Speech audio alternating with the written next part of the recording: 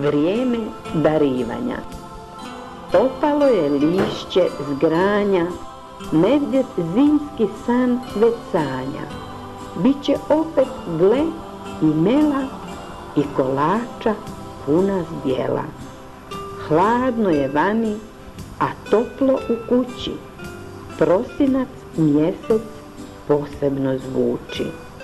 To je mjesec nekog posebnog mira i uzbuđenja, jer doći će do Kristova rođenja.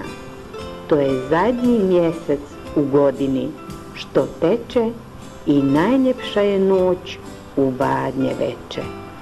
Evo veselja i radosti nove, kad stara godina novu dozove. Prizivamo tada najdublje želje, snijeg kada padne, to je veselje.